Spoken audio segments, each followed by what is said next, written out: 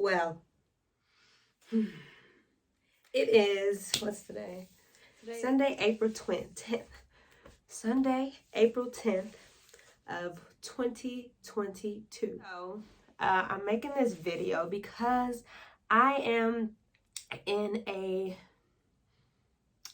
weird period of my life where, to be honest, I feel like many of us kind of don't know what's going on. And so I was like, let's make a video about it. Let's reflect on it. Let's talk about it. And I think that's what I need to do right now. And it was on my heart to do it. So this is what we're doing.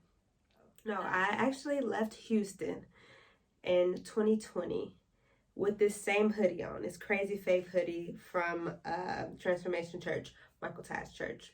Crazy Faith, the series, I would really suggest, if you haven't watched it, go back to Transformation Church on YouTube and watch Crazy Faith, the series.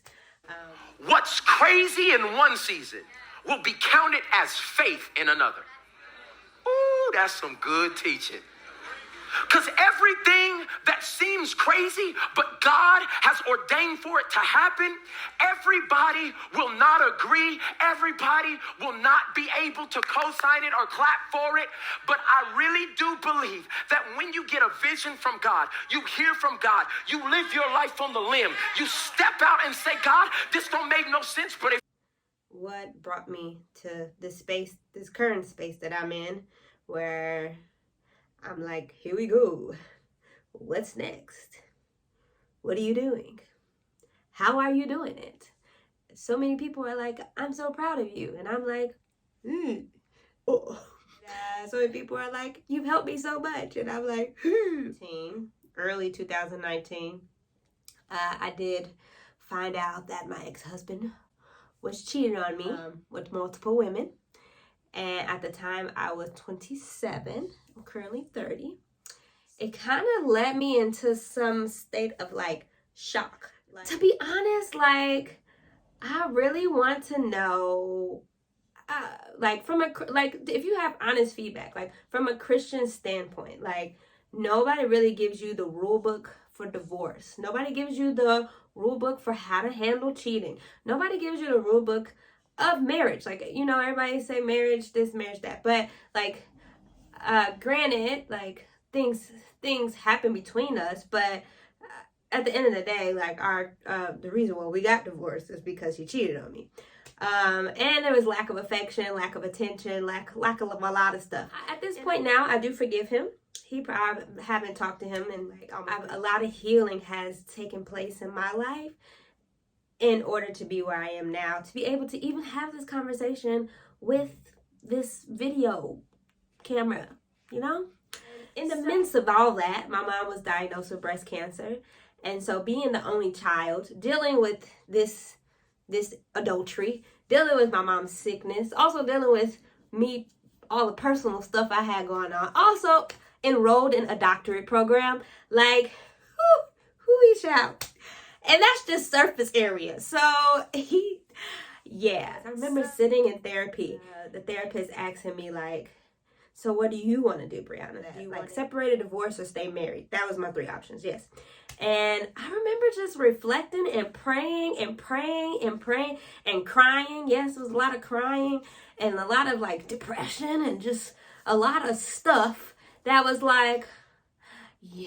I'm 27. I'm not ugly. I don't think I'm ugly, and I'm quite successful. I mean, at that point I had finished my master's. I was in my doctorate, so I was like, man, I still got a life. You messed up. Bye. So I told the lady I want a divorce, and that was probably what's the word? That word, it ignited the fire in me to say, Brianna, get back to the things you love. Get back to the crazy faith that you had. Get back to so then 2020, I moved to Botswana. soon as I got here, I worked for Occupational Therapy Center for Kids. And I worked for this lady named Umpo and this other lady named Frida. And they were both occupational therapists. And then COVID hit. And then they fired me. You know why they fired me? I still don't know to this day why they fired me. And I wanted to make a lot of change within Botswana. And I had these big visions and this drive. And I think it was a push. Like, it was a push for me to be like, okay, Brianna, what next? Like, are you going home? What are you doing? Like, okay, you got fired. What do you do? That was the first time ever getting fired from a job. Crazy Faith, though, kept me in Botswana. Yeah. Crazy Faith, Brianna, like, you know, you don't want to be stuck in these situations. And, like, you know, I had internal limitations about... I had limitations about what was right and what wasn't right.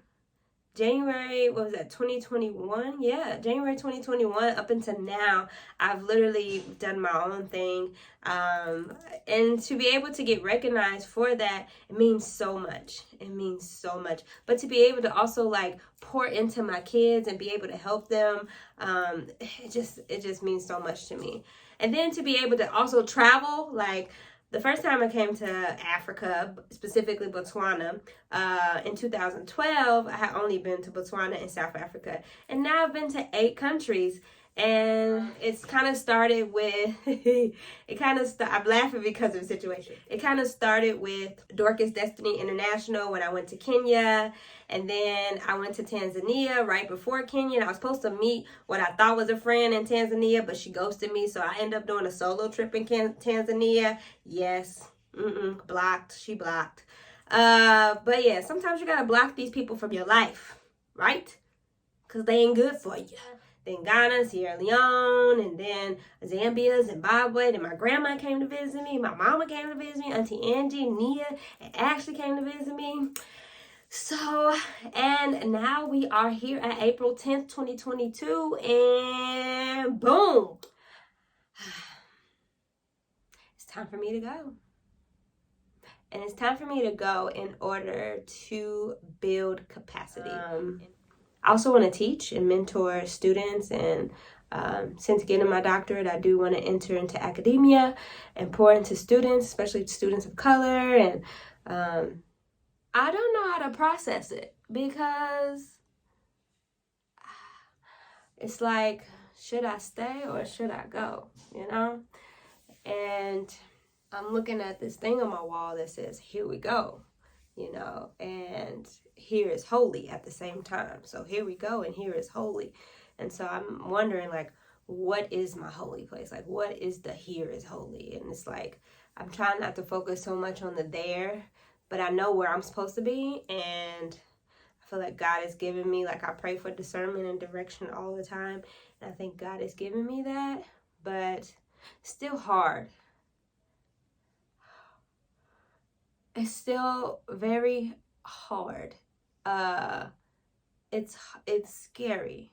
And, like, as much as I want to cry right now, all of me is saying, don't cry. But I think I'm coming home for a while, but with the intention to be able to come back and to be able to bring us to the continent, to see what I've seen, to hear what I've heard, to smell what I smell, to taste what I taste.